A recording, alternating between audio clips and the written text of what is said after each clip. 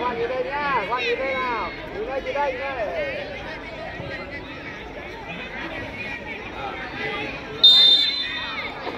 Quay nào. Quay nào.